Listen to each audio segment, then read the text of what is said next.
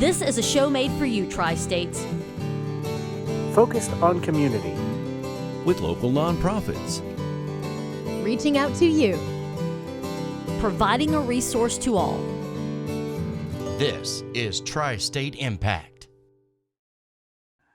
Hello and welcome to another edition of Tri-State Impact. I'm Bradley Creer, your host. Joining us today is Sheriff Joe Kennedy from the Dubuque County Sheriff. And first off, welcome to the show, Joe. It's a pleasure to have you. Yeah, good morning. Thank you for having me. I appreciate the offer to come out and speak to you guys.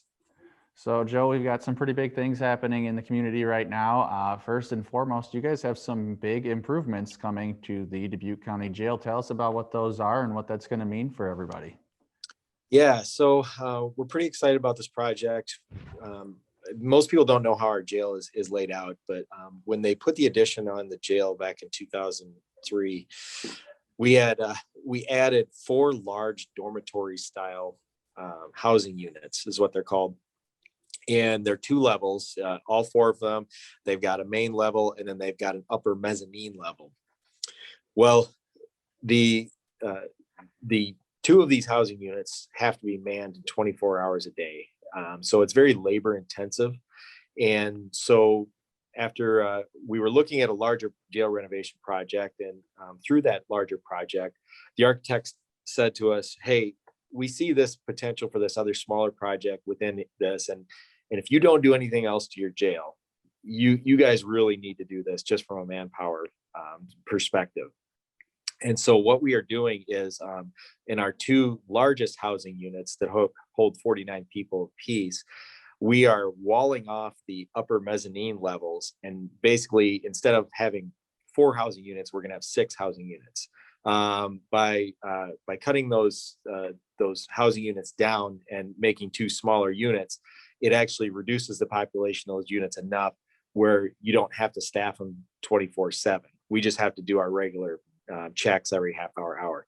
So it's going to definitely free our staff up to do other things. And one of the things that we're really looking forward to is recently, back in October, we had reported that we were starting to go to this ankle monitoring so that people could, especially people who are working or have medical problems that just really, it makes it difficult to have them here either because they're coming and going, or it's just better that they're home, with their families and a more conducive environment.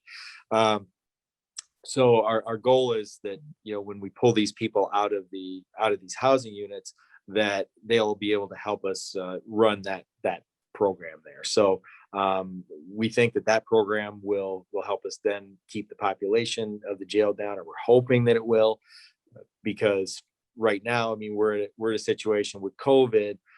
Our numbers are manageable yet, but our concern is what's going to happen 6 months from now when things open back up 100% and courts back up and running. Because prior to COVID, we were at max capacity in our jail. So that was the point where we were talking about doing a larger expansion, which I know was reported in the news and everything as about a $25 million expansion project. So. All right. Well, Joe, you also told me that you guys have been approved recently for some pretty big funding increase for your road patrol staffing. What is that going to mean as far as on the roads in Dubuque County upcoming in the near future? Yeah. So one of the things that we've looked at since I became sheriff was road patrol staffing. And when we looked at our road patrol staffing, since 1995, the population in Dubuque County has increased by about almost 9,000 residents. During that time, the population in the city of Dubuque has only changed by about 500. So the bulk of these people that are moving to Dubuque County are moving out into the rural areas or the smaller towns, which are in our coverage area. So when we looked at our staffing since that time, 1995, our road patrol had only increased by 2 employees. One of them is a deputy who would be doing day-to-day things out on the road and keeping, running traffic and responding to calls. But the other position was a captain's position, which is an administrative position. And yes, the captain does spend some time out on the road, but at least 50% of his day is spent here at the law enforcement center doing administrative things. So it really wasn't a huge benefit to the actual productivity on the road. So when we were looking at this and we were looking at statistics nationally and what other areas have for staffing, the national average for sheriff's offices are 1.7 deputies per 1,000 people. Now, when we subtracted out all the like the city of Dubuque residents, because they have 24/7 coverage with the city of Dubuque, we subtracted out Dyersville because they have 24/7 coverage with Dyersville. We were the only other 24/7 agency in the county. And so we took all the population from the unincorporated areas and the smaller towns that don't have their own law enforcement. And then we took like a weighted average of the populations of the other small towns and, you know, what their law enforcement needs or what law enforcement availability they have on their own.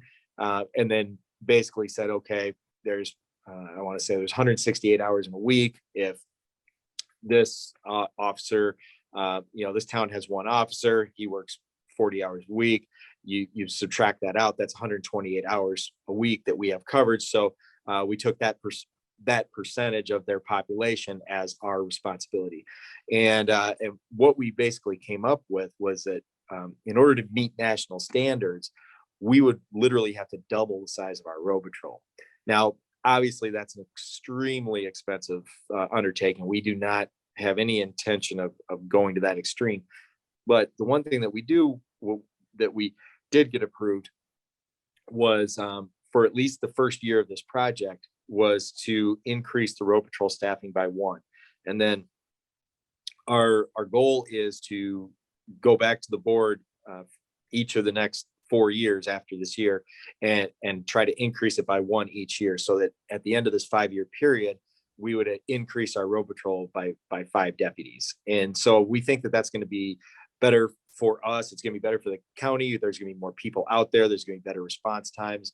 You know, a lot of times when we have, like, you know, we had that big accident a couple of weeks ago where the pedestrian got hit down on the highway.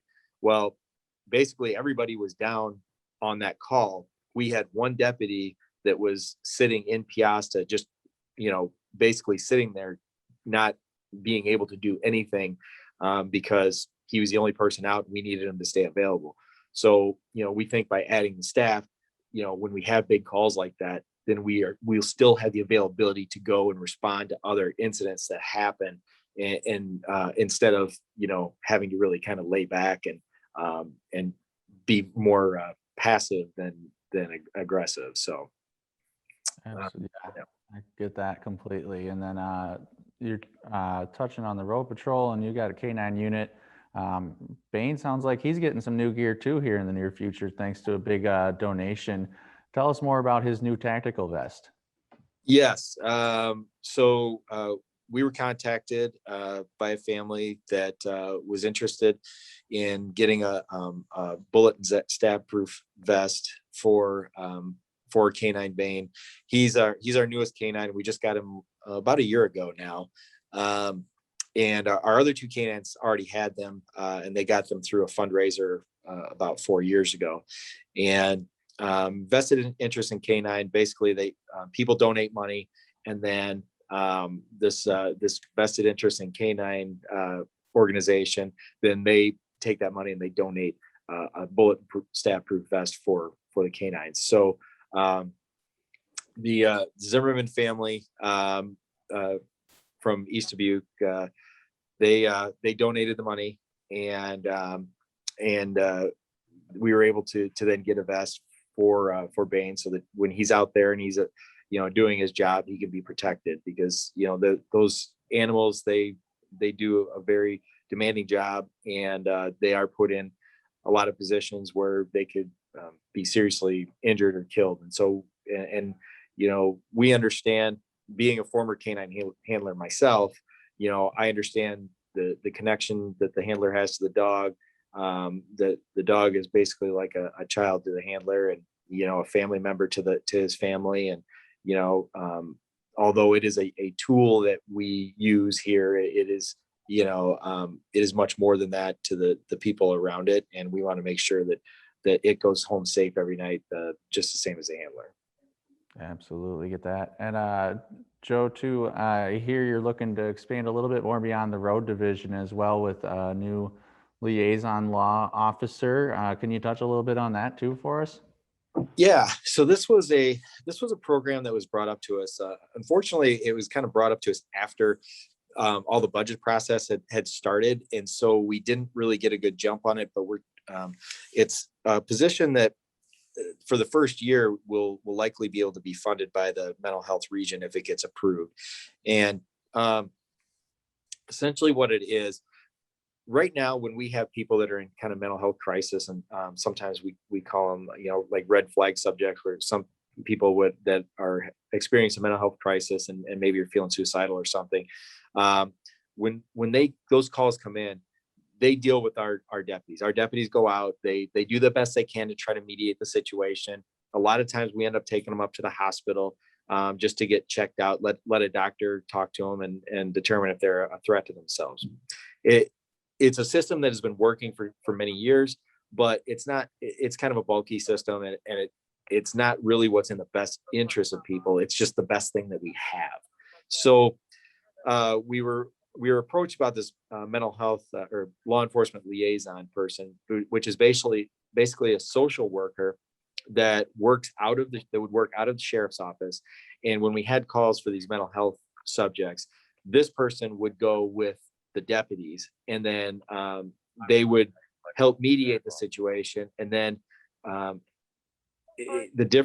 biggest difference would be, when our deputies are done dealing with somebody like this, they leave, and that's it.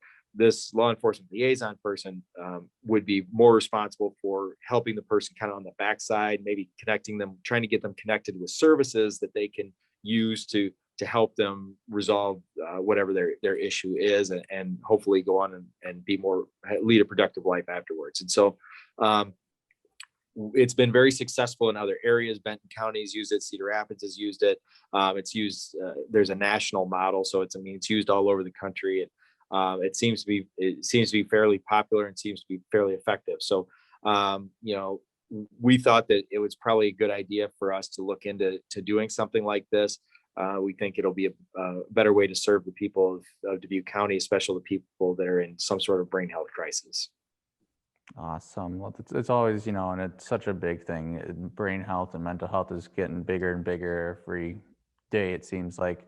And then, Joe, lastly here, and we can beat this bush until it's dead and in ashes, but early crop harvest and planning for the fall harvest means that there's a lot of farm equipment on the road, and people need that constant reminder that there are things they should and shouldn't do right now with all this rural equipment out there on our roads all the way throughout the county, whether it be Highway 20 or small streets in a small town. Right. Yeah. We just ask people to be careful when they're approaching these vehicles. Number one, they're very large. They take up a large portion of the roadway. So make sure that if you're going to pass one of them, you do so in a safe place, a place that, generally a passing zone is what you need. Don't pass them on a curve or a hill or something like that, just because they're slow and you can go faster. That's a good way to get yourself hurt. But just use caution when you're around them. They may not see you because some of the equipment is big enough. You might be in a blind spot or something. So just be careful that way. But also, one of the bigger complaints that we also get from these is, when they're out there working in the fields this time of year, it's very wet. They're dragging a lot of mud and stuff out onto the road. Technically, the farmers are responsible for getting that cleaned up. So if you are driving in an area on one of the county roads or something, and you see a large amount of mud that's been drug out on the road, let us know. Give us a call at our non-emergency number, and we'll go out and talk to the farmer, and we'll make sure that he gets out there and cleans the road up as best he can. It's not going to be perfectly clean, but at least the large chunks and things should be off the road. That's good to know. And Joe, lastly too, you mentioned your non-emergency number. For those that may need your services or maybe just have more questions for you, what's the best way for them to get in touch with you guys? Sure. Our non-emergency number is 589-4415, or obviously if they have an emergency, they can call 911. They can find us at our website. We're at the Dubuque County website, dubuquecounty.org /sheriff. And so yeah, they can meet us there, or if they just Google Dubuque County Sheriff's Office, it'll take you right where you need to go.